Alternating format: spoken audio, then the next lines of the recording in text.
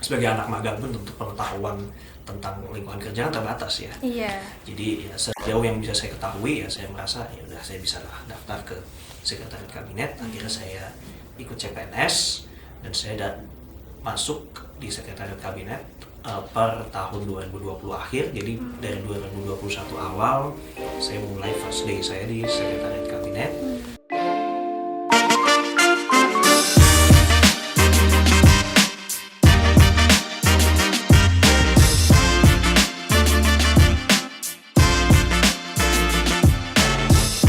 LK2 FAUI, Get Friends, Gain Knowledge. Halo teman-teman semua, selamat datang di episode pertama Alumni Sharing LK2 FAUI 2024. Dengan aku, Aini, yang akan menemani kalian di episode kali ini selama 60 menit ke depan. Nah, sebelumnya teman-teman tahu nggak nih, Alumni Sharing itu sebenarnya apa sih? Nah, jadi program Alumni Sharing merupakan yang diselenggarakan oleh Biro Hubungan Masyarakat LK2 FAUI 2024 dengan tujuan untuk membangun hubungan dengan alumni LK2 FAUI dan berbagi cerita serta pengalaman mereka dengan memberikan inspirasi dengan pengalaman bagi seluruh anggota LK2 FAUI, baik di dalam maupun di luar kampus. Tapi hari ini aku nggak sendiri aja teman-teman, karena aku kedatangan tamu spesial yaitu Bang Bernardito Raka Aji Brata SH. Halo Bang Raka, Halo. gimana kabarnya hari ini Bang? Ini sehat, baik. Ini sehat kan? Alhamdulillah sehat juga. Nah, aku sebenarnya penasaran banget nih Bang, gimana sih pengalaman Abang waktu di LK2 dan gimana pengaruhnya LK2 ke dunia kerja Abang waktu itu. Nah, teman-teman, sebelum kita melangkah lebih jauh, kita kenal dulu yuk sama Bang Raka ini. Nah, Bang Raka boleh nih ceritain sedikit tentang diri Abang, bisa dari kesibukan saat ini dan bidang hukum apa yang Abang sekarang sedang tekuni gitu. Oke. Jadi ya pertama-tama nama saya Raka ya. Iya. Saya sekarang kerja di Sekretariat Kabinet Republik Indonesia sebagai PNS sejak tahun 2020. Dulunya di FAUI itu angkatan 2015. Terus saya juga dulunya di LK2-nya sendiri dulu jadi staf di Divisi Kajian Ilmiah. Oke. Gitu. Oke, jadi Abang dulu waktu pas LK2 jadi staf di kajian ilmiah ya Bang ya? Ilmiah.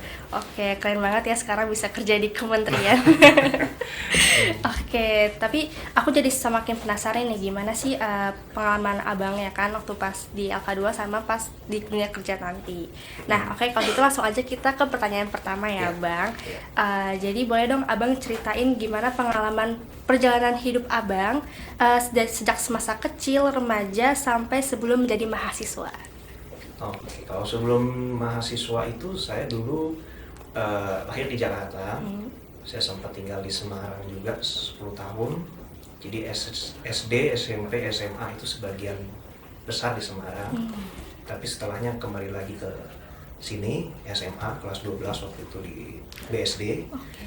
Terus setelahnya akhirnya pada waktu SMA itu saya ikut SIMAK UI dan dapat di FAUI. Gitu. Alhamdulillah, berarti sempat sempat menginap di tempat Semarang dulu baru di Jakarta gitu Iya, ya. sempat merantau dulu sekitar 10 tahun. Oh, lama juga ya Bang. Tapi sangat menginspirasi nih bagi teman-teman ya. Oke, kita lanjut ke pertanyaan selanjutnya nih Bang. Ini pertanyaan selanjutnya nih, aku pengen nanya nih tentang gimana sih masa selama Bang Raka ini menempuh studi di FAUI. Nah, kalau boleh tahu nih, apa yang membuat Bang Raka nih memilih Fakultas Hukum dan kenapa harus di FAUI gitu Bang? Oke, jadi dulu itu saya tuh emang pengen kuliah di UI zaman SMA ya. Dan dulu sebenarnya saya pengen mengambil jurusan-jurusan yang bisa mendaftar ke diplomat. Diplomat itu kan PNS ya jatuhnya. Iya. Jadi kita udah bisa lihat zaman itu persyaratannya apa, jurusan-jurusan yang bisa dimasuki. Untuk diplomat kan ada di sastra, ada di hukum, ada di HI. Jadi saya daftarlah itu semuanya. Sastra saya nggak daftar ya, tapi saya daftar fisiknya ya, HI, politik, hukum. Nah, kenapa di UI ya? Karena FAUI dari kita sekolah juga kita udah tahu pada waktu itu FAUI adalah fakultas hukum terbaik di Indonesia. Betul. Jadi saya merasa bahwa kalau saya kuliah di FAUI, saya bisa mendapatkan banyak pengetahuan yang lebih dibandingkan kalau saya berkuliah di tempat yang lain pada saat itu. Jadi karena akhirnya setelah seleksi itu semua saya dapatnya di FHUI, ya sudah saya jalani apa yang saya terima, dan puji Tuhan waktu itu dapatnya di FHUI. Alhamdulillah. Gitu. Nah terus selama kuliah di FHUI juga ya saya memang mendapatkan apa yang saya perkirakan ya. Jadi perkuliahannya juga baik, dosen-dosennya juga orang-orang yang sangat kompeten ya. Dosen-dosen FH itu kan orang-orang yang punya jabatan tinggi juga di pemerintah kan sebagian besar. Jadi kita mendapat exposure yang lebih besar dibanding kalau kita belajar di kampus-kampus yang lain gitu. Dan saya sangat merasa terhormat dan sangat bangga bisa menjadi bagian dari keluarga besar FHUI. Nah pada akhirnya pada saat saya kuliah di FH, waktu itu saya memutuskan untuk mengambil hukum tata negara, jurusannya. Hukum tata negara ya Bang? Hukum tata negara. Pada waktu itu ketua bidang studinya masih Dr. Fitra Arsil, sekarang udah profesor kan? Iya udah kemarin sih baru. Iya baru diangkat profesor. Iya betul. Itu aja. Nah di titik itu saya masih membayangkan bahwa mungkin saya akan jadi diplomat gitu. Gitu. Tapi setidak-tidaknya waktu itu saya udah berpikir bahwa ya kalaupun enggak saya jadi PNS aja kira-kira gitu. Jadi saya mempersiapkan diri saya dengan segala kurikulum yang disediakan FH untuk bisa daftar ke PNS gitu. Dan ya akhirnya memang mungkin saya agak lain dibanding teman-teman waktu itu karena mereka dulu kan pada ngambilnya PK4 ya. Iya, PK4 tuh kira-kira apa Bang? PK4 itu maksudnya peminatan hukum ekonomi. Oh ekonomi, Hukum sampai sekarang masih ekonomi. eksis sih Bang. Iya kan, masih Iya. ramai kan. Kalau gak hukum ekonomi perdata. Betul. Gitu. Antara dua itu. Kalau dulu zaman dulu tuh anekdotnya ya, kalau jurusan lain tuh mahasiswanya hampir ada gitu katanya. Iya betul. Karena nggak ada yang ngambil yang lain selain ekonomi dan perdata. Gitu. Oh gitu. Jadi saya pilih jurusan yang lain karena memang saya pengen ke pemerintahan dari dulu. Dan ya sudah, akhirnya saya sidang waktu itu di Januari 2019 dan wisuda di Februari 2019. Alhamdulillah berarti lulusnya tahun 2019 ya Bang ya? Iya. Nah kebetulan banget nih Bang, sebenarnya alasan aku juga milih hukum tuh sama sebenarnya awalnya, pengen jadi diplomat juga. Oke. Tapi sebenarnya kalau di zaman di saat ini ya di FHUI itu HTN tuh sedikit yang milih sebenarnya. Oh itu dari dulu. dari dulu juga ya? Dulu saya waktu sidang, saya ingat seangkatan saya itu kan yang di HTN itu kira-kira 5-6 orang ya. Di semester ganjil yang sidang saya sendiri. Wah. Jadi semua yang lain sidangnya digenap. Gitu. Jadi itu saking sedikitnya. Jadi saking sedikitnya karena yang sidang cuma saya, jadi semua dosen-dosen tuh ada di dalam situ. Wah. Kalau jurusan lain kan mungkin dosennya sedikit-sedikit ya, penguji, pembimbingnya aja. Karena banyak yang mau disidang gitu kan. Iya. Nah, kalau di tempat saya waktu itu penguji, pembimbing, dan ada beberapa dosen-dosen yang lain, termasuk ada waktu itu Pak Hamid dulu. Pak Hamid dulu menjabat waret. Oh. Nah itu juga ikut nonton tuh saya sidang skripsi, jadi pressure-nya tuh Pressure tinggi banget. banyak gitu. Aku berasa sih sampai Itu tekanannya lumayan sih. aku yang denger ikut merasakan sih. Ya persiapan diri lah ya, nanti kan pasti bakal sidang juga. Pasti bakal Tapi mungkin nggak sidang. ngambil HTM ya ini ya? Aku masih rencana awal sih mau ambil hukum internasional. Oh. Cuman seiring berjalannya waktu mungkin akan berubah juga gitu ya. Ini ada ceritanya nih sebenarnya. Boleh tuh Bang diceritain. Dulu saya juga ambil hukum internasional sebelum pindah ke HTM. Oh, kenapa pindah ke HTN Bang? Nah karena hukum internasional itu kan kalau kita bandingin antara hukum internasional sama HTN, mata kuliahnya itu saya sebenarnya lebih menarik buat saya yang di HTN. Oh gitu. Tapi tetap aja sih waktu akhirnya saya lulus, saya tetap membalance lah matkulnya antara HTN sama Himpuh, waktu itu internasional publik. Iya sama saya juga. Jadi dulu tuh kalau internasional publik itu ada mata kuliah wajib prakteknya, itu praktek diplomasi kan. Iya. Saya dulu ambil itu, Oh. ambil praktek diplomasi. Saya juga ambil hukum diplomatik, ambil hukum organisasi internasional regional dulu nama mata kuliahnya. Itu aja sih kayaknya ya. Tapi kalau dulu anak-anak HTN itu pada ambil wajibnya untuk praktek itu perancangan peraturan negara. Abang juga ambil saat itu? Saya nggak ambil karena nggak ambil. saya ambilnya diplomasi. Oh. Ya, saya masih diplomatkan diri aja gitu pada Sesuai waktu cita-cita itu. awal gitu ya, Iya, Bang? walaupun sekarang realisasinya nggak begitu ya, tapi dulu begitu. Sebisa mungkin saya arahkan ke apa yang saya minati. Nah itu di situ bagusnya FH tuh, kita bisa memilih kurikulum itu berdasarkan minat kita, jadi kita Betul. benar-benar peminatan itu ya literally peminatan gitu. Iya, sesuai minat, benar-benar minat gitu kan. Iya. Iya, keren banget sih. Ini sangat menginspirasi juga untuk aku ya, yang kebetulan sama nih Bang, sama-sama mau jadi diplomat ya. Tapi kadang masih sedih gitu gak Bang? Kayak kan sekarang bukan diplomat gitu. Enggak sih, karena setidak-tidaknya saya masih PNS gitu. Diplomat kan juga PNS. Iya, ya. betul. Teman-teman saya banyak yang akhirnya jadi diplomat gitu kan. Kayak Dominic gitu kan. Iya. Dia Mbak kan Dominic. diplomat kan. Sekarang dia di Harvard kan, dapat di Harvard. Ya saya melihat mereka ya senang-senang aja, maksudnya ya nggak apa-apa, saya nggak jadi diplomat toh. Tetap enjoy sekarang ya. Iya, toh waktu mereka bukaan ya, bukan CPNS itu, saya melihat persyaratannya diplomat itu kan banyak sekali ya. Waktu itu saya masih kerja di law firm, saya merasa kayaknya nggak ada waktunya nih saya memenuhi persyaratan sebanyak ini gitu. Jadi akhirnya saya pilih di sekretariat kabinet kan, karena udah pernah magang gitu. Jadi kayak pas saya udah lihat, ya udah nggak apa-apa, saya kerja aja. Gitu. Jadi langsung ke tempat yang sekarang Iya, aja gitu ya. Kebetulan lagi di law firm juga, lagi sibuk ya. Iya. Ngurusin kasus kan. Iya. Oke, kalau gitu langsung pertanyaan selanjutnya ya Iya. Bang ya. Dari semua pengalaman tadi nih, ada gak sih Bang pengalaman yang paling berharga nih menurut Abang sewaktu Abang menjalani studi di FHUI? Yang paling berharga ya, kalau ditanya paling tuh sebenarnya agak susah jawabnya, karena semua pengalaman di FH itu sangat berharga menurut saya. Luar biasa. Hampir semuanya itu sangat berharga dan benar-benar membentuk kepribadian saya. Yang sekarang gitu ya? Iya gitu. Cuma mungkin yang saya ingat ini, kita itu kan ada prapit, praper. Ada, sekarang juga masih Ya kan? ada. Kalian masih dapat kan? Masih. Ah, ini udah ambil belum? Belum, kebetulan itu kayak semester atas gitu sih Bang. Oh, masih tahun depan lah ya paling ya, Iya, atau 2 tahun lagi atau kan? semester 5 gitu. Nah, mood court itu jadi mata kuliah yang paling seram buat kita dulu. Mungkin memang ada mata kuliah yang lain ya, kayak Iya. Hattah gitu juga kan. Iya, Hattah. Katanya Aku seram sering gitu denger kan. sih. Belum dapat Hattah ya? Kalau KKI udah, tapi kalau aku reguler kan, jadi aku belum dapat. Oh, oke. Nah, Iya. kalau kan ada yang bilang Hattah paling seram. Sebenarnya yang paling seram itu mood court kalau menurut saya, karena dia melibatkan semuanya, nggak hanya kita mikir aja, tapi kita melibatkan tenaga fisik kita juga kan. Iya, betul Mood court sih. kan kita harus latihan latihan harus terus. begadang balik jam 5 pagi setiap hari kayak gitu kan. Kita nginep dulu kita nginep di Stone Hall tuh, Di mana bawah di belakang PDRH. Oh, belakang PDH. Itu kan dulu itu dia saya nggak tahu ya bentuknya sekarang gimana, tapi dulu dia bentuknya banyak bantal-bantal gitu, banyak bantal-bantal pada tidur di situ yang kayak gitu. Itu di PDRH dulu kayak gitu. Di belakang Oh, di belakang PDRH. PDRH. Sekarang Stone udah nggak ada Hall sih. namanya. Sekarang udah nggak ada sih Bang. Saya nggak tahu itu jadi apa sekarang. Jadi ruangan yang sepertinya nggak bisa dimasukin sama anak FH sih, kayak buat yang penting-penting aja gitu. Terus gitu deh. Nah, ya gitu. Dulu gitu memang. Jadi yang saya ingat oke.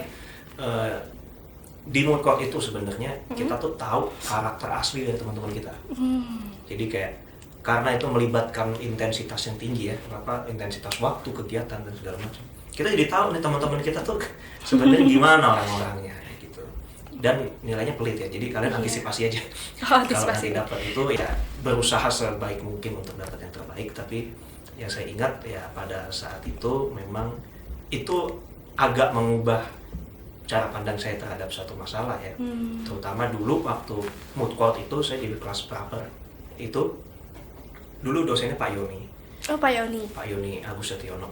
Itu beliau ya saya dijebak sama teman-teman saya akhirnya jadi ketua kelasnya gitu. Nah, pada waktu saya menjadi ketua kelas itu, di situ saya akhirnya setelah melaluinya ya, saya baru menyadari bahwa oh jadi seperti itu ya caranya kita memimpin, mengguide orang, membimbing orang gitu ya. Dari situ saya banyaklah kesadaran saya akan kesalahan-kesalahan yang saya lakukan, karena kan ini memimpin kelas mood court gitu ya. Jadi dulu satu kelas itu kita sama-sama gitu, jadi bukan satu kelas dibagi per kelompok, satu kelas itu satu kelompok. Jadi semuanya bekerja bersama-sama. Nah itu bagaimana mengorganisir mereka semua itu, di situ memang ya jadi pengalaman yang berharga buat saya di dalam memimpin suatu tim gitu ya. Untuk kita bisa sama-sama berhasil di pelajaran mood court itu khususnya gitu. Karena memang challenge-nya kan memang mood court itu jamnya panjang ya, kita Iya, betul. bangun tidur sampai subuh segala macam gitu, dan sementara saya yang dijebak jadi ketua kelas. Jadi itu ada kesulitan tersendiri yang saya nggak pernah bisa lupa, dan itu memang menjadi bekal buat saya pada akhirnya kalau memang ada kesempatan yang baik untuk mengemban amanah memimpin suatu tim atau suatu project, ya saya akan ingat selalu pengalaman-pengalaman pada waktu jadi ketua kelas di Prapar itu. Jadi saya ingat banyak kesalahannya untuk nggak saya ulangi lah, kira-kira gitu. Jadi pembelajaran untuk diri Betul. sendiri ke depannya ya Bang ya. Betul. Wah, ini sangat menginspirasi sekali pengalaman berharga dari Bang Raka ya. Jadi inspirasi buat aku juga sebenarnya sih Bang. Iya, untuk persiapan juga kalau nanti betul. ketemu kelas mood court gitu kan, nanti gimana cara memanage diri sendiri dan cara memanage orang lain kalau memang nanti perlu untuk dipimpin sampai batas tertentu ya. Betul, wah keren sekali Bang pengalaman berharganya. Kayak kalau aku jadi apa juga kayak nggak bakal lupa juga sih. Oke, kita lanjut ke pertanyaan berikutnya ya Bang. Nah, jadi pertanyaan ini nih pasti teman-teman nih suka menunggu-nunggu nih sama jawaban pertanyaan kali ini. Nah, kalau boleh tahu Bang, apa sih yang latar belakangi Bang Raka nih untuk bergabung ke LK2 FHUI?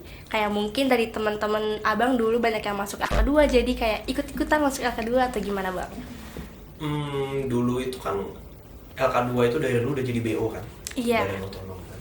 Dulu BO di FH itu, setahu saya kan ada BEM, ada BPM, ada LK2, Filma ya, itu doang kayaknya dulu zaman. Sama ALSA, seingat saya. Yang lainnya BSO semua. Jadi ada yang menaunginya gitu kan. Nah, dari semua organisasi yang ada di FH, saya melihat kayaknya LK2 yang paling cocok deh sama saya gitu ya, karena dia mikir gitu.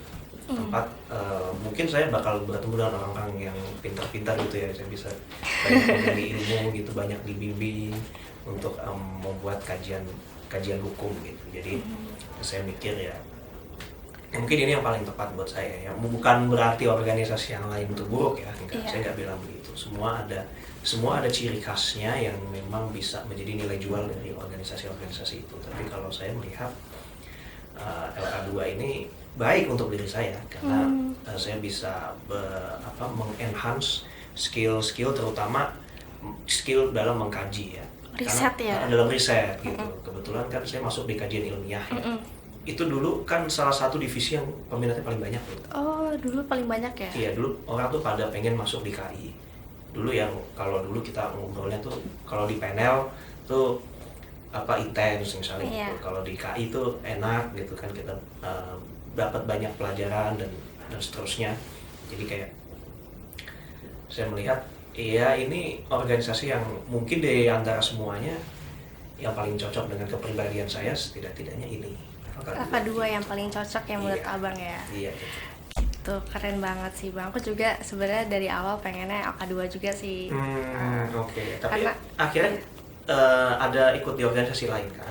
Aku ikut organisasi lain juga. Oke. Kalau Abang tahu ikut debat juga. Abang dulu ikut ILDS ya? Iya, Abang dulu ikut ILDS juga.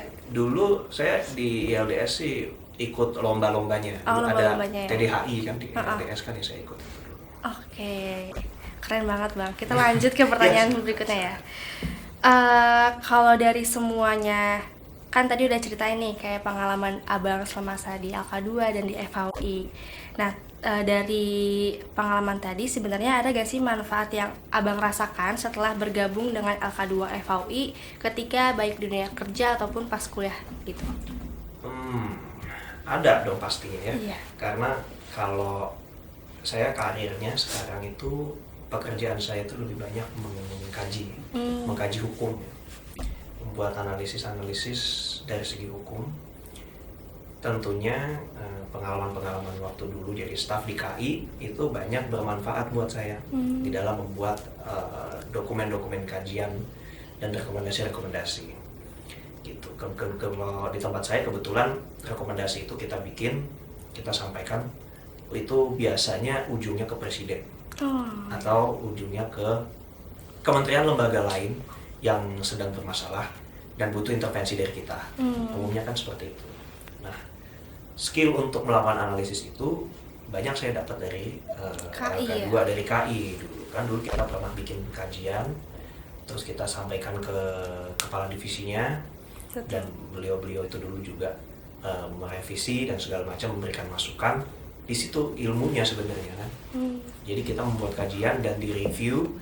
Dari review itu kita tahu mana yang benar, mana yang salah, dan itu masih terbawa sama saya sampai sekarang. Kalau untuk dengan perkuliahan sendiri pastinya nyambung ya. Iya, pasti enak kan sih. kita menjalankan riset di KI dulu sebagai kalau saya bilang itu sebagai hobi lah ya. Kan kita berorganisasi itu kan kita sebetulnya pengen mencari pengalaman, pengen mencari portfolio untuk kita kerja gitu kan. Jadi di samping saya menjalankan riset-riset pekerjaan-pekerjaan di KI yang menuntut kita berpikir, membuat analisis ya. Karena kita udah banyak menganalisis di KI, jadi pas di kuliahnya ya kita bisa terapkan hal yang sama juga.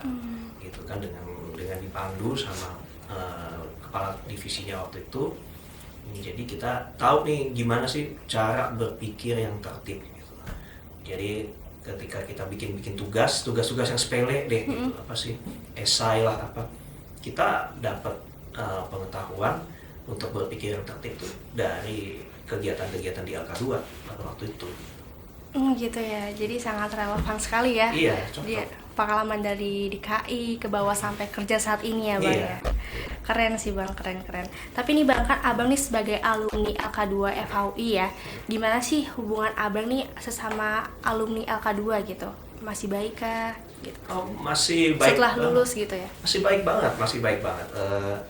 Saya tuh terakhir ketemu sama Mbak Kadek tuh. Mbak Kadek tuh dulu di LK2 dia jadi BPH, saya lupa sih dia tuh dulu apa jabatannya di LK2 ya, tapi terakhir saya ketemu dia itu kita sama-sama rapat di hotel yang sama, jadi saya ketemu ya kita masih bertegur sapa, masih baik gitu. Sebelumnya juga sempat ada nikahan juga Mbak Puput yang senior kami, dulu dia jadi BPH-nya waktu saya staff, dan kita ketemu lagi waktu ada pembahasan peraturan tentang IKN karena Mbak Puputnya kerja di Kominfo gitu ya. Jadi saya pas kawinan Mbak Puput itu saya ketemu teman-teman LK2 tuh banyak. Keren banget ya. Iya, jadi kita ya ngobrol-ngobrol lagi sama anak-anak LK2 itu gitu. Dan memang circle di LK2 ini banyak membantu banyak berkontribusi ke karir saya sekarang gitu. Jadi dulu ada tuh teman saya namanya Seno dia. Dia dulu di LK2 juga. Dia seingat saya pernah jadi PO-nya LKMO dulu ya. Oh, keren. Tapi saya lupa dia jadi BPH atau enggak. Nah, cuma ya saya kenal dia salah satunya karena kita LK2 bareng kan. Nah itu saya bisa magang di Setkap tuh dulu karena Seno magang di situ duluan. Oh, wow. Gitu, jadi dulu saya magang di Ombudsman, Seno magang di Setkap. Nah, abis itu kan ya di semester libur panjang gini kayak gini juga ya. Nah begitu saya selesai di Ombudsman, Seno selesai di Setkap, kita tukeran.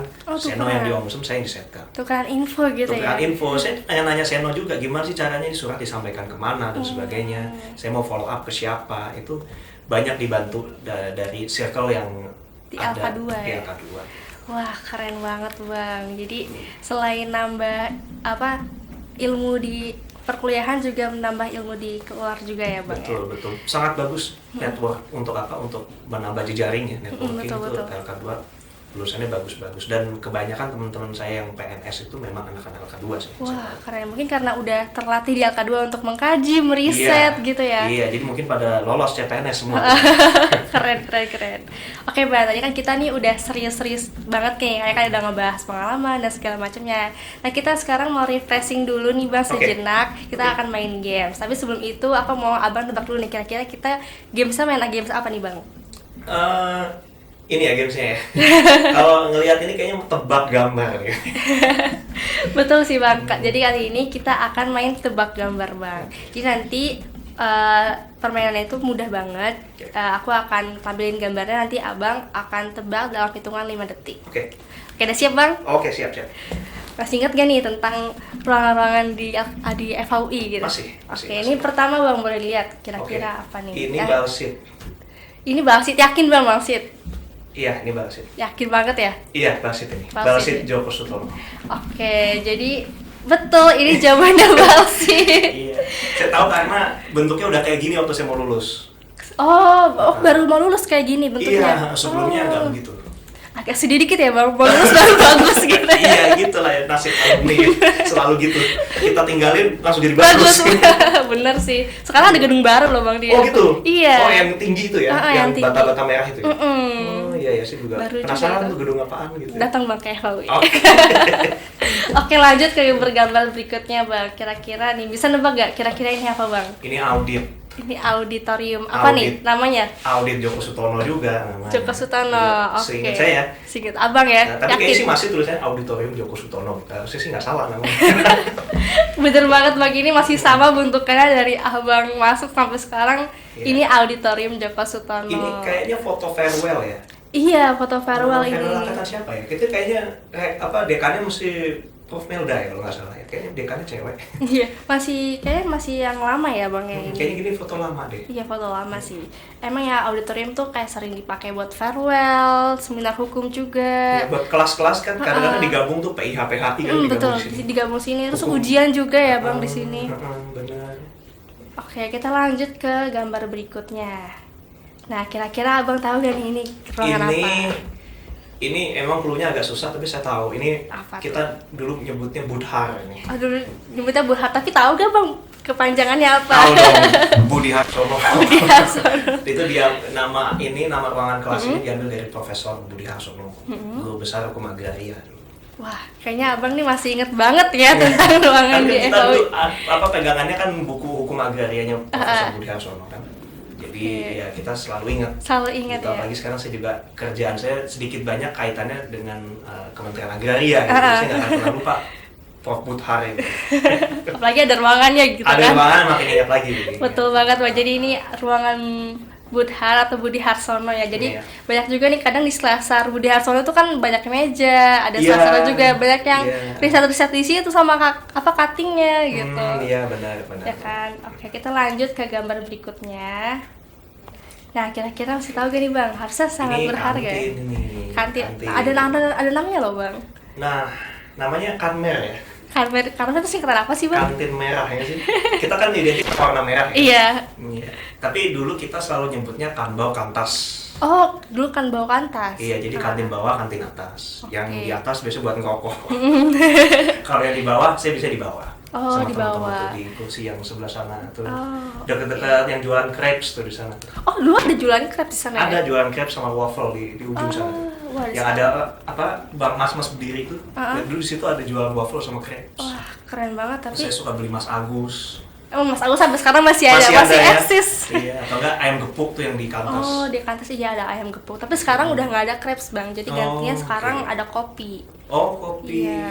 Oke. Gitu. Ya bener Bang, ini Kanmer, tapi sekarang namanya Kanmer. Kalau sekarang kantinnya 3. Jadi ada Kanmer yang di bawah, yang di atas satu kantas, terus ada yang di belakang namanya Kanbel. Dan yang biasanya kalau ngerokok tuh di Kanbel gitu. Oh, udah ada tempat baru buat ngerokok ya. Tapi kadang di kantas juga banyak yang ngerokok juga sih. Tapi kayak lebih banyak di Kanbel gitu. Oh, oke. Oke, nih Bang. Karena kita tadi kan udah refreshing sejenak nih Bang. Nah, sekarang kita waktunya move on dan balik ke bahasan tentang dunia kerja Bang. Nah, jadi pertanyaannya nih Bang, jadi kan saat ini nih sebenarnya masih banyak nih kan sarjana hukum yang sulit dapat pekerjaan gitu kan. Nah, kalau Abang Raka sendiri nih gimana sih proses Bang Raka dari awal kuliah hingga akhirnya mendapatkan pekerjaan yang sekarang gitu? Oke, dari awal tamat kuliah ya. Iya. Jadi saya itu sempat ada gap 1 bulanan dari saya wisuda sampai akhirnya saya dapat pekerjaan pertama kali. Dulu itu saya mikir karena waktu itu CPNS belum ada bukaan. Saya pikir mungkin saya harus menimba pengalaman di private sector dulu. Saya pikir saya daftar aja ke law firm dulu. Oh, jadi dulu law firm dulu ya? Jadi saya blast lamaran ke banyak law firm sampai akhirnya saya diterima di HHR Lawyers dulu. Saya sempat jadi associate di HHR Lawyers. Saya masuk sebagai junior associate di HHR itu selama 6 bulan. Kemudian diangkat menjadi associate, jadi pegawai tetap di sana juga 6 bulan. Jadi saya masuk di sana itu bulan Maret, 4 Maret saya resign dari sana sekitar bulan April tahun 2020. Saya masuk di sana 2019, resign di 2020. Mendekati COVID waktu itu. Saya resign dari HHR. Nah, dulu di HHR itu kita banyak mengerjakan pekerjaan legal due diligence, atau kita kalau bahasa Indonesianya itu uji tuntas dari segi hukum. Itu kita banyak meneliti dokumen-dokumen perusahaan. Biasanya kalau perusahaan ini mau dibeli atau perusahaan ini mau melakukan aksi korporasi di mana bursa efek gitu ya, perusahaan-perusahaan TBK gitu, biasanya mereka harus melakukan yang namanya legal due diligence.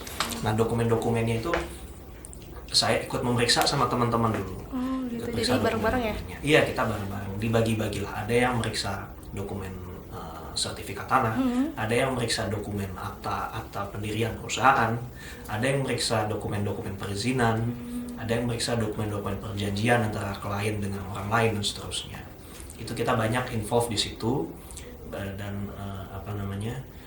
pekerjaannya dulu lebih heavy ke situ. Lebih heavy di situ. Lebih banyak mengerjakan itu ya. Selain juga kita mengerjakan tentang riset ke kementerian. Kita dulu ngantri BKPM dan sebagainya. Tapi yang paling major buat saya yaitu legal due diligence itu, yang lebih intens waktu itu kita kerjakan. Kemudian saya sempat mendapatkan tawaran pekerjaan baru dari Aku Laku waktu itu, company-nya, dan akhirnya saya terima. Waktu itu mau COVID itu saya terima, saya pindah akhirnya dari HR ke Aku Laku. Kita juga mengerjakan legal, tapi di sini involvement-nya lebih banyak. Saya banyak menangani transaksi-transaksi di pasar modal, di bursa efek. Jadi tempat saya bekerja dulu banyak ada transaksi rights issue ya. Rights issue itu kita menambah modal, kita ngeluarin saham dari modal dasar kita keluarkan ke modal ditempatkan di store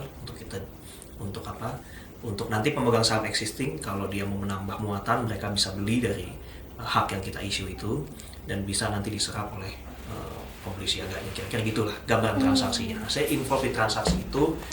Saya coba banyak hal yang saya bisa involve di situ, dari pemenuhan compliance-nya ke OJK, dan juga nilai transaksinya.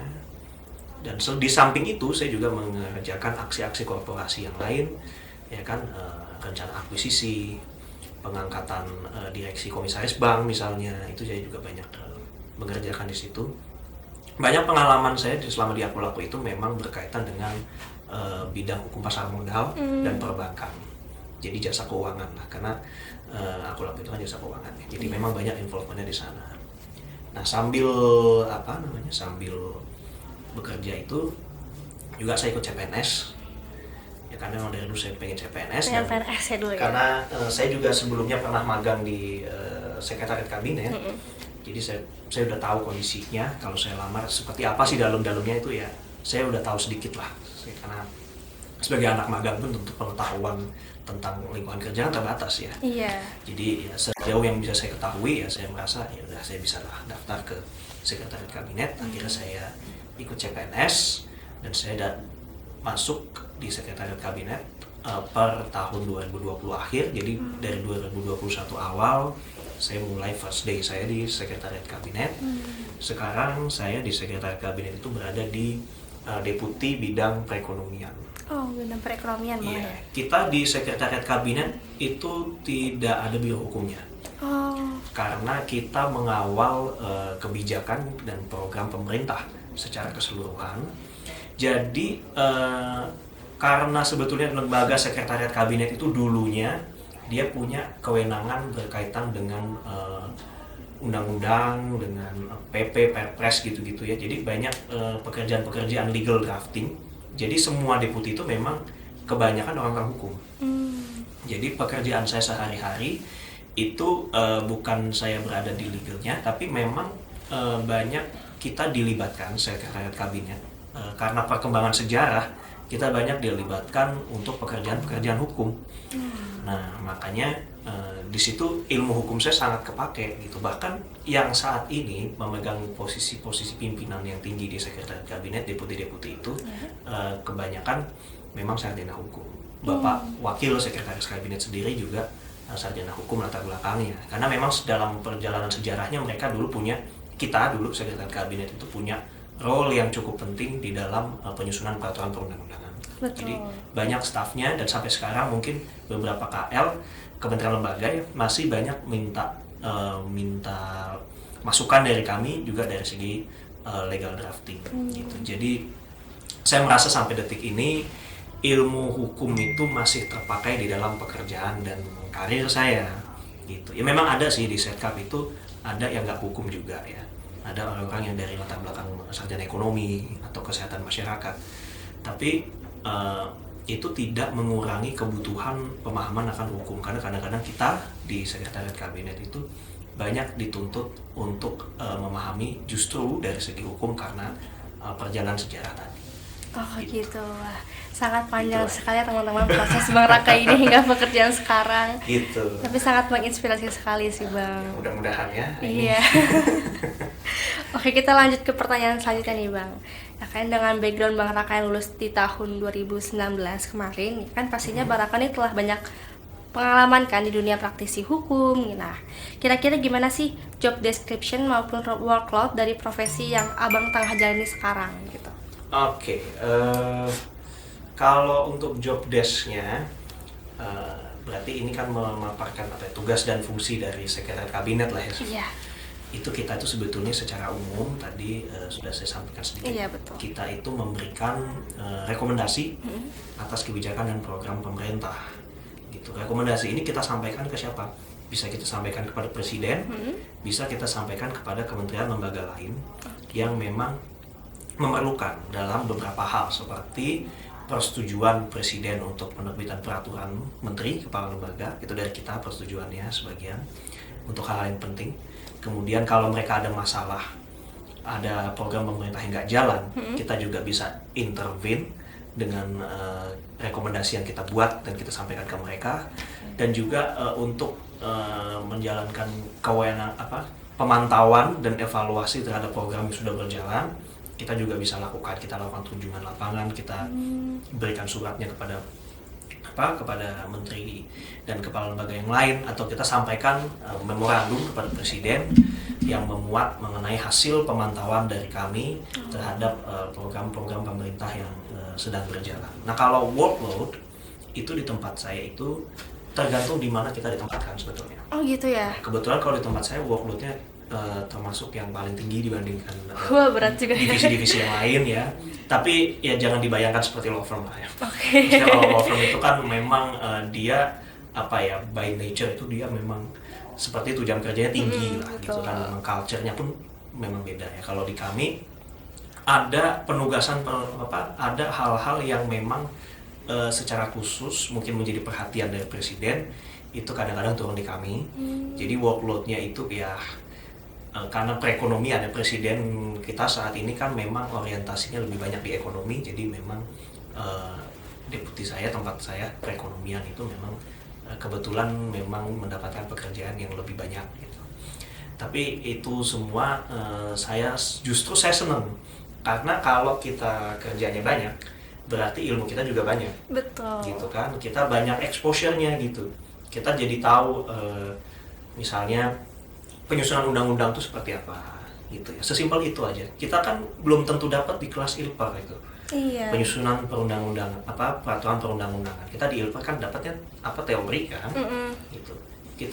Saya baru tahu loh. Ini agak dosa, maksudnya ini saya mau sampaikan bahwa saya baru tahu ada Perpres 87 2014 tentang pelaksanaan Undang-Undang 12 pembentukan peraturan perundang-undangan itu. Saya baru tahu pas saya kerja di Setkap justru. Jadi waktu saya kuliah saya nggak ngeh ada peraturan itu. Padahal seharusnya saya tahu ya. Iya. Gitu ya. Tapi saya baru tahu pas kerja gitu. Nah, jadi memang pekerjaan saya di Setkap saat ini ya, itu banyak memberikan pengalaman ya, banyak memberikan pengetahuan yang lebih juga, dan saya sih sangat menikmati pekerjaan ini gitu, dengan workload yang menurut saya pas untuk diri saya, untuk kepribadian saya, dan juga job description-nya Ya, kalau PNS itu job description-nya bisa dilihat pada saat kita mau lamar. Betul. Pada saat kita mau masuk tuh kita udah tahu, karena dari title yang mau kita masuki, title jabatan kita sendiri pun itu udah ketahuan kita akan ngerjain apa. Dulu saya daftar lowongannya analis hukum, jadi saya udah tahu oh ini pasti ngerjain hukum lah gitu. Gitu ya. Iya, pasti akan ngerjain hukum. Atau nanti ada jabatan analis perekonomian, pasti mereka akan banyak analisis kebijakan-kebijakan dan dituntut keilmuan perekonomiannya misalnya gitu. Oh gitu ya Bang, jadi sejak melamar pun sebenarnya udah tahu ya kalau PNS tuh job description-nya apa gitu. Iya, dan itu juga dibantu dengan kita riset sendiri pasti ya. Betul. Dan kita kalau sebelum kita melamar ke suatu perusahaan, pasti kita harus melakukan riset dulu. Perusahaan seperti apa yang akan kita masuki, perusahaan seperti apa yang kita lamar gitu. Biar nggak tiba-tiba kaget gitu ya. Iya, benar. Nah, tadi kan mengenai job description yang tadi udah disampaikan juga nih Bang. Tapi sebenarnya nih dari Abang sendiri ada alasan khusus nggak sih kenapa Bang Raka ini memilih profesi tersebut gitu? Oke. Dan tambahan juga Bang, kayak apakah ada hal atau pengalaman yang menarik nih ketika Bang Raka menjalani profesi saat ini? Oke.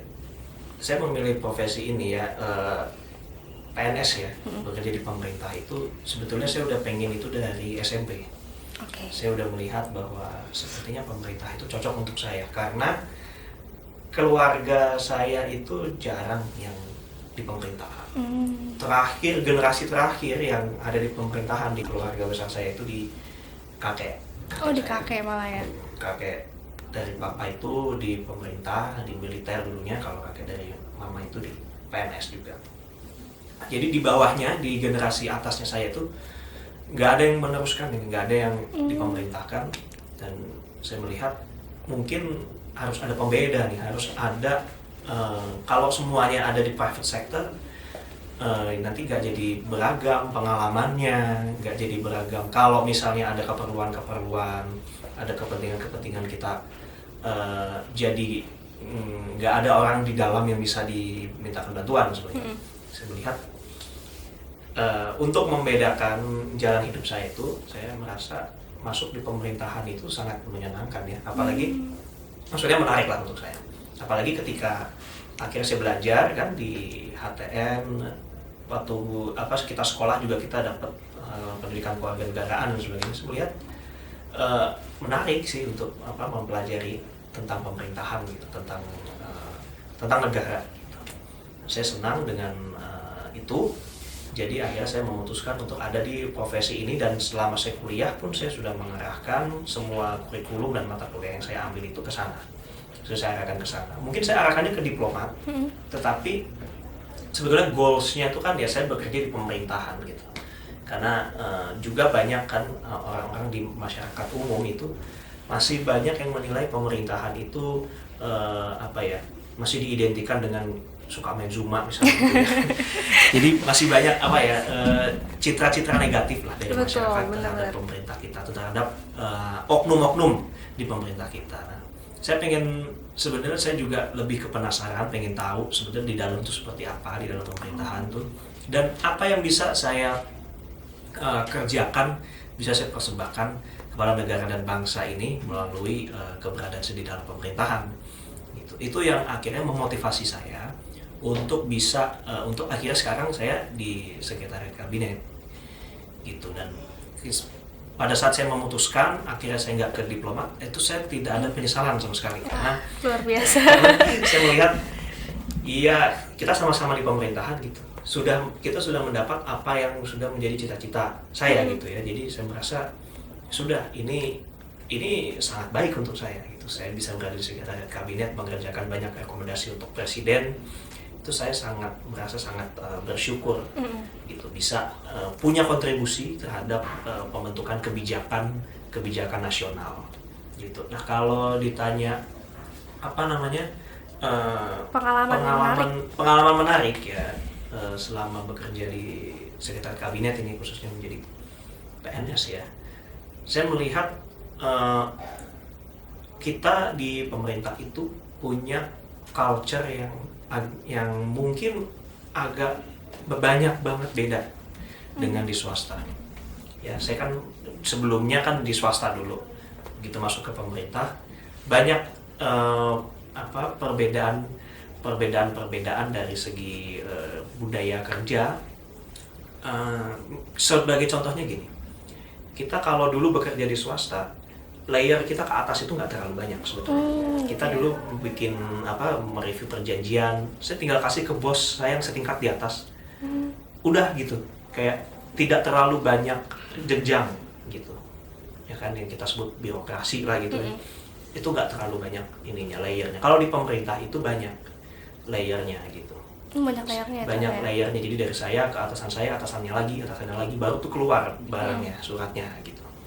Itu bagian dari perbedaan culture ya antara antara pemerintah dan di swasta.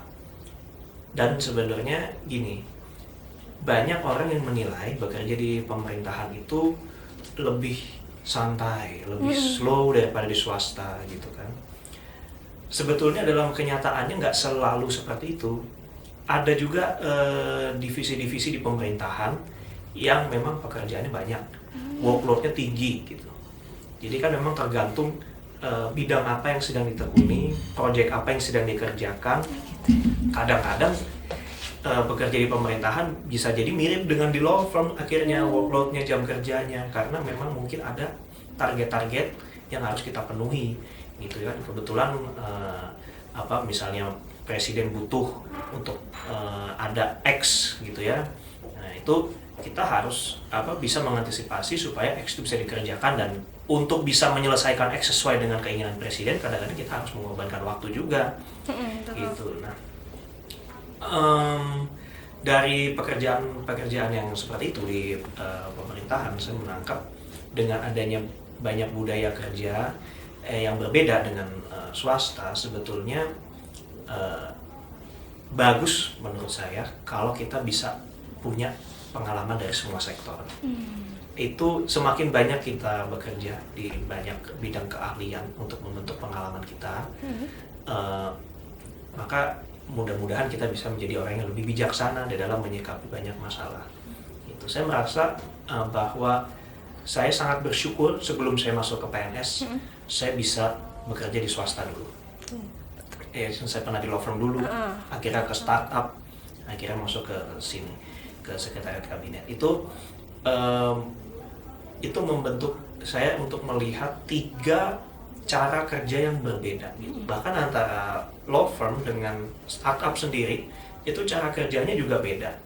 Birokrasi di dalam masing-masing company itu juga beda. Betul. Gitu kan. Nah, dengan adanya perbedaan-perbedaan itu membawa banyak pengalaman untuk saya. Jadi bekal itu untuk saya pas saya bekerja di sekretariat kabinet, bagaimana saya menghadapi lingkungan yang sangat baru, dan tentunya dari tempat-tempat saya yang lama ada hal-hal yang baik yang bisa saya bawa untuk bisa membuat pekerjaan saya di sekretariat kabinet itu bisa menjadi lebih baik gitu kan. Banyak misalnya nih contohnya, dulu di law firm itu kita diajarkan untuk menulis mengetik dengan rapi. Kita diajarin formatting tabel, formatting paragraf gitu. Kita dibiasakan itu dibiasakan, ditanamkan. Jadi setiap kita membuat dokumen seperti itu kita bikinnya supaya rapi gitu.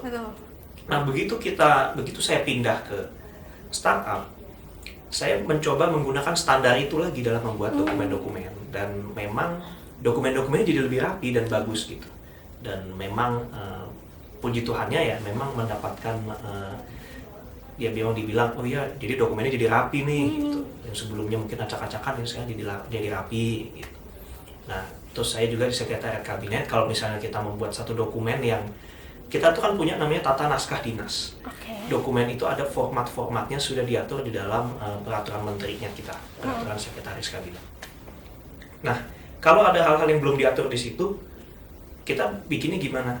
Ya saya akan mengambil format atau pemahaman yang saya punya dulu, yang tadi dibilang rapi itu saya pakai lagi di sini, karena nggak ada aturannya, nggak ada aturan bakunya. Saya coba masuk dengan format itu gitu. Jadi kalau saya membuat dokumen-dokumen yang dari saya informal, dokumen-dokumen informal gitu, kajian-kajian briefing sheet misalnya untuk pimpinan, saya akan pakai format yang itu gitu. Jadi berbagai perbedaan karakteristik tempat bekerja itu akan membawa ilmu yang banyak, yang akan saling melengkapi pastinya, dan akan membuat kita itu menjadi orang yang mudah-mudahan di dalam mengambil keputusan, di dalam melakukan sesuatu itu bisa menjadi lebih bijaksana. Oke, gitu ya Bang ya kira-kira Gitu. ya Bang. Nah, jadi dengan pertanyaan tadi nih Bang, kita udah berada di penghujung acara nih Ya. Bang ya. Tapi tadi sebelum kita penghujung acara ada beberapa pertanyaan titipan nih dari Oke. teman-teman LK2. Aku Oke. izin bacain ya Bang. Silahkan. Nah, jadi untuk pertanyaan pertama nih, saat ini kan Abang lagi sedang aktif nih kan bekerja di Kabinet Sekretariat of the Republic of Indonesia. Nah, sebenarnya di tempat Abang bekerja saat ini itu terbuka nggak sih Bang bagi mahasiswa ini untuk magang, terutama teman-teman di FAUI atau bahkan di LK2 nih Bang? Oh, bisa. Jadi kalau teman-teman mau magang di Sekretariat Kabinet, teman-teman bisa langsung bersurat ke kami, ke Sekretariat Kabinet, ditujukan kepada Kepala Biro SDM. Dan nanti teman-teman bisa masukkan suratnya itu ke mana, persuratan kami, dibawa dokumennya ke kantor. Oke. Nanti bisa dilacak suratnya sudah sampai di mana gitu. Kalian bisa gitu tinggal dikonfirmasi saja suratnya sudah sampai di mana dan seterusnya. Karena memang kalau di kantor saya magang itu terbuka terus. Oh, terbuka terus ya. Terbuka terus. Nah, jadi masukin aja kapanpun teman-teman merasa perlu untuk bisa magang di Sekretariat Kabinet, silahkan dimasukkan aplikasinya. Dan mudah-mudahan teman-teman ditempatkan di tempat yang cocok untuk teman-teman, dan itu mesti di state juga di surat permohonannya. Kalian itu pengen memperoleh pengalaman di mana, kalian punya kebutuhan apa. Misalnya magangnya untuk dapat data-data skripsi, dituliskan aja bahwa kalian butuh untuk mendapatkan data skripsi yang mungkin kalian bisa dapat di divisi X misalnya gitu. Jadi mungkin teman-teman bisa juga baca ke Perseskap kita, Peraturan Sekretaris Kabinet tentang organisasi dan tata kerja. Di situ ada banyak menjelaskan tentang struktur organisasi kita. Jadi teman-teman bisa tahu kira-kira di divisi mana yang cocok untuk teman-teman bisa magang gitu.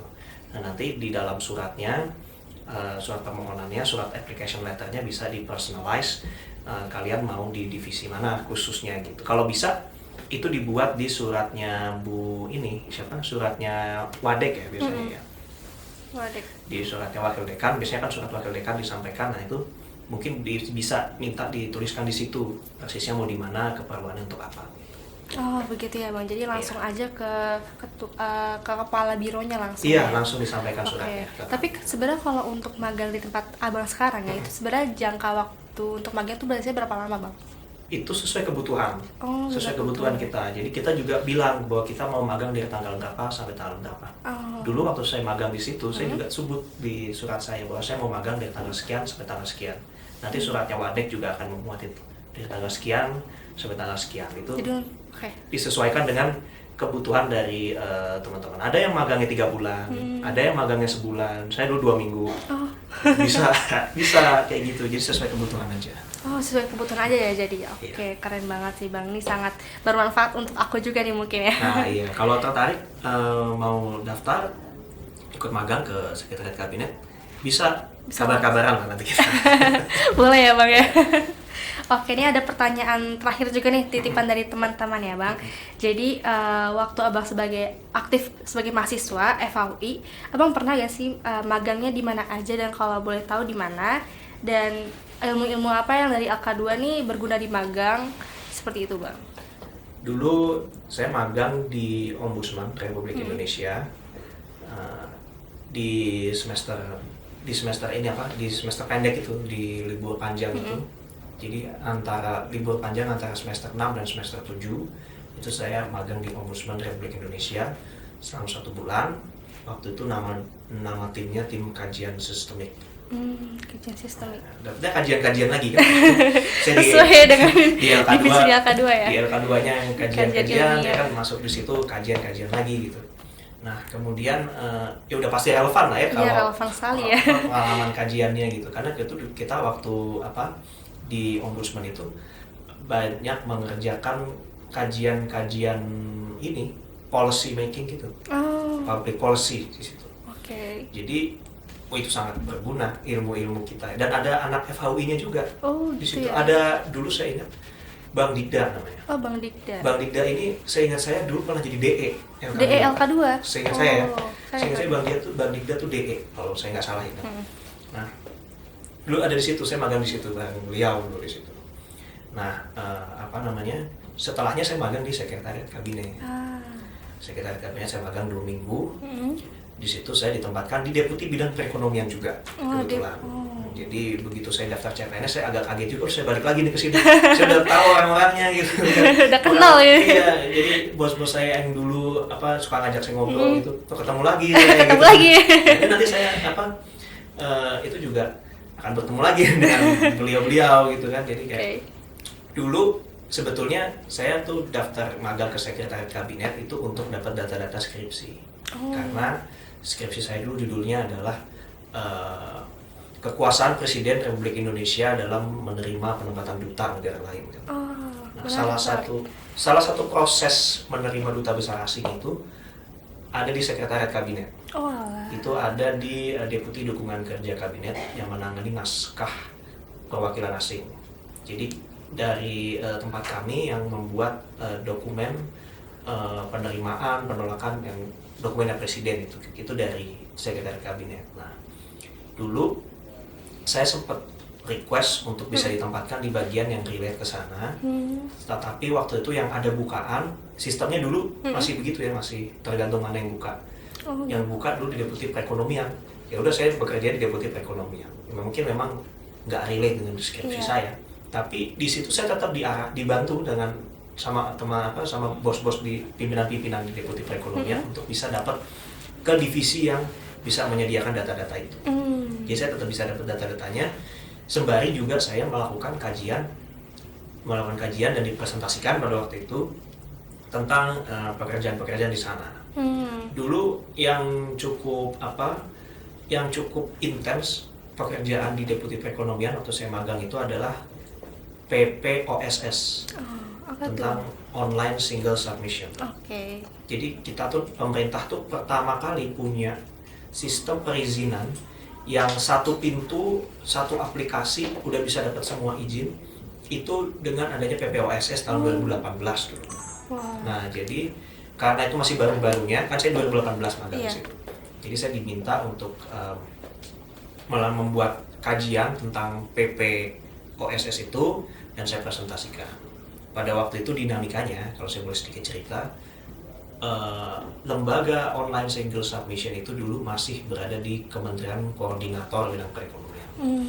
Kalau sekarang kan sudah di BKPM, sudah di Badan Koordinasi Penanaman Modal, kan sekarang di Kementerian Investasi, OSS itu. Nah, pada saat itu saya diminta untuk membuat kajian. Jadi sebetulnya pendelegasian wewenang dari kementerian, lembaga, dan pemerintah daerah kepada lembaga OSS itu seharusnya seperti apa. Kita kaji, kita lihat ke undang-undang yang ada, Undang-Undang 30 2014 ya, tentang administrasi pemerintahan, itu kunciannya. Sebenarnya gimana sih kita mengatur pendelegasian wewenang itu? Kan di situ disebutkan ada atribusi, delegasi, mandat. Nah, itu mau pakai yang mana untuk OSS, kira-kira begitu. Kalau ilmu-ilmu yang didapat dari LK2 ya pastinya ilmu kajiannya kajian ilmiah kan. Nah, ilmu itu sangat sangat relate dengan apa yang saya kerjakan. Jadi pasti sangat bermanfaat ya, terutama masukan-masukan yang disampaikan oleh kepala divisinya dulu dan wakil kepala divisinya. Dulu kepala divisi saya itu Mbak Nela namanya. Mbak Nela. Lalu wakilnya Bang Joshua Collins. Itu beliau berdua itu memberikan banyak masukan terhadap kajian-kajian yang saya bikin. Nah, dari situ saya belajar gimana saya akhirnya menjalani magang di pemerintahan gitu. Nah, dulu saya milih magang di pemerintahan ya karena memang itu kepengenan dari SMP kan. Jadi saya nggak ada magang law firm atau swasta sama sekali pada waktu itu. Saya juga nggak terpikir, nggak berminat juga pada waktu itu untuk magang di swasta karena ya selain dari skripsi ya interest saya di situ. Jadi seperti itu lagi. Jadi memang sudah minatnya ya di pemerintahan. Betul. Gitu ya, mendukung, jadi semangat kerja. Betul. Last but not least nih Bang Dar, ini pertanyaan yang untuk kita seru-seruan aja ya, karena tadi kan Ya. kita udah serius-serius banget nih Bang ya. Boleh. Nah, dari angka 1 sampai 10 nih Bang, nilai mana yang mau Bang Raka berikan untuk LK2 FHUI? Agak berat ya. 1 sampai 10, 10 lah buat LK2 lah. Kenapa tuh Bang kalau boleh tahu? Ya, karena LK2 itu kalau ini pengalaman pribadi Iya. sih ya. Dari semua organisasi yang saya ikuti di FH, itu saya paling banyak berkegiatan kan dulu di LK2. Walaupun saya nggak pernah jadi BPH ya atau jadi PI gitu. Tapi dulu pengalaman organisasi saya yang paling banyak tuh di LK2. Gitu ya. Dulu kita ada bikin dirut. Oh, sampai sekarang masih ada? Masih ada dirut kan? Kedai. Ya, ada kedai juga, kedai 1, kedai 2 dulu. Iya. Setahun tuh biasanya kedai cuma 2 kali. Nggak tahu sekarang masih ada. masih 2 kali atau udah sering sekarang. 2 kali juga sih. 2 kali kan kalau dirut itu kan setiap bulan ya kalau nggak salah atau setiap ya kan bulan. setiap bulan dirut kan. Nah, itu apa ya? LK2 itu dengan semua kegiatannya dan dengan semua aktivitas yang bisa saya lakukan di situ, saya merasa itu jadi apa ya? Jadi fase hidup yang cukup banyak dan mungkin yang paling banyak memberi pengalaman buat saya gitu. Bahkan apa namanya? Dulu batch-nya LK2 tuh sejahit di Jakun tuh. Oh, ada di Jakun. Ada di Jakun, saya di kantong sebelah sini kalau nggak salah. Ya itu dia di situ. Di sebelah sini ya. Yang sebelah sini. Nah, saya jahit LK2 di situ. Ya karena memang itu organisasi yang paling banyak saya involve ya. Dan paling apa namanya? Memberikan banyak pengalaman ya. Memberikan banyak pengalaman buat saya. Mungkin saya nggak jadi pengurus IPI atau nggak jadi BPH-nya, walaupun dulu mungkin sempat ditawari, tapi saya nggak ambil karena satu dan lain hal. Saya juga mohon maaf kepada Mbak DE-nya yang dulu pernah menawarkan ke saya mohon maaf. Tapi memang ya begitu. Kalau menurut saya pengalaman saya selama di LK2 itu memang pengalaman yang paling luar biasa hebat. Luar biasa menurut saya. Bahkan saya taruh di LinkedIn tuh, saya bikin Iya, kedai betul. 1, kedai 2. Oke, saya kenal Abang nih dari LinkedIn juga. Itu dia kelihatan kan di situ saya pernah ikut bikin kedai 1, kedai 2, siapa orang-orangnya dan seterusnya. Betul banget. Itu jadi portfolio yang cukup baik buat saya sendiri, saya merasa dan bisa saya ceritakan ketika saya mau melamar kerja. Gitu. Saya kan jadi kalau saya ditanya pengalamannya apa waktu di kampus gitu kan. Ya yang saya bisa ceritakan ya waktu saya bikin kedai 1, kedai 2, waktu saya dirut, saya pernah jadi moderatornya di dirut itu gitu kan. Keren. Ya itu jadi itu aja yang bisa saya ceritakan gitu loh, ke mana namanya ke Rekrutmen gitu ya. rekrutmen ke tempat-tempat di mana saya melamar pekerjaan. Jadi memang kalau ditanya dari 1 sampai 10 ya 10. saya kasih 10 lah. Saya kasih semua Luar all in saya buat Luar biasa, keren banget nih Bang Raka. Iya. Nah, kalau tadi nih rate untuk LK2 sekarang untuk alumni sharing kali ini 1 sampai 10 kira-kira berapa Bang? apa ya? Maunya kasih berapa nih? Aku sih maunya yang tinggi-tinggi ya. Oh gitu ya. Tapi tenang aja, ini nggak pressure. Oke, mungkin sekarang saya mau jadi dosen praktik dulu ya, saya mau kasih nilai 10 deh, 10 deh, 10 Sempet kaget nih. Kita kasih 10 lah buat Luar biasa. alumni sharing ini, terima kasih banyak. Tapi nggak ke pressure kan yang ngasih 10 Oh, ya? enggak. Dari hati ya? Iya, ini dari hati yang paling dalam. luar Lubuk biasa. hati terdalam nih saya kasih 10. Terharu banget. Justru saya yang harus banyak berterima kasih sama teman-teman LK2 sudah mau mengundang saya ke sini untuk berbagi pengalaman, ya itu layak sekali untuk saya beri nilai 10 itu. Malah kalau ada lebih dari 10 ya 20 dari 10 gitu mungkin kan. Itu saya kasih nilai sebanyak-banyaknya lah buat teman-teman yang mengadakan alumni sharing. Luar biasa, keren banget Bang Raka ya Bang. Tapi nggak terasa banget nih Bang, dari tadi ya kita ternyata udah 60 menit berjalan Bang ya. Iya. Sayang banget kita harus berpisah di sini Bang. Aku mau ngucapin sekali lagi terima kasih banyak. Sama-sama. Bang Terima Raka kasih, sudah meluangkan Aini. waktunya untuk acara alumni sharing kali ini. Iya. Semoga dengan semua sharing yang Bang berikan ini dapat bermanfaat bagi teman-teman LK2 nanti yang menonton podcast kali ini. Iya. Aku juga mau sampaikan ke teman-teman jangan lupa untuk like, subscribe, dan komen ke YouTube channel LK2 dan juga Spotify LK2 FHUI. Akhir kata, aku Aini selaku moderator mohon maaf apabila terdapat kesalahan dan perlakuan. See you in the next video. LK2 FHUI, get friends, get knowledge.